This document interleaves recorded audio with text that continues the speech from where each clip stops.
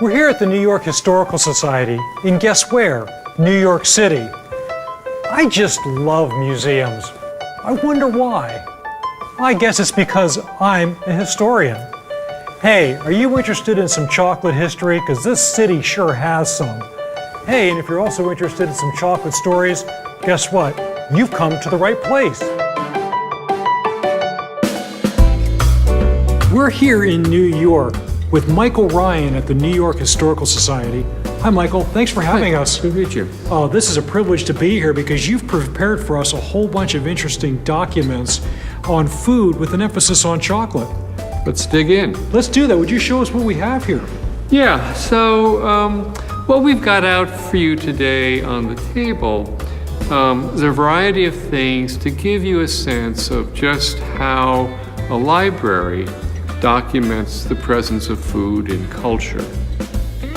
For example, from the 18th century, from 1760, is a receipt for items bought by Jacobus Lefferts, a prominent Dutch family in 18th century New York.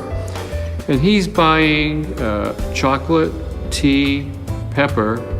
The chocolate he pays 10 shillings for, which is not a small amount in the 18th century. So what that indicates is that in colonial New York, there was a demand for chocolate, there was a trade in chocolate. Here is an example of some of the earliest writings in English about chocolate by a very famous man, Henry Stubb.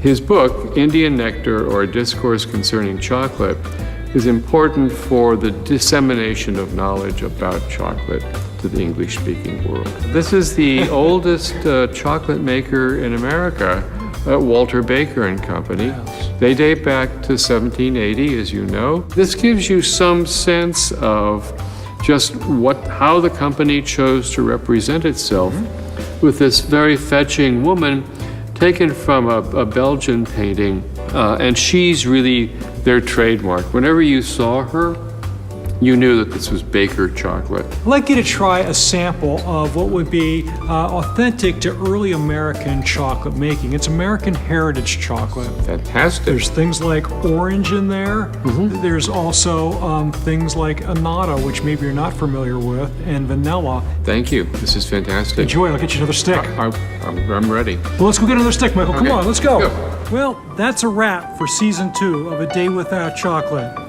Until next time,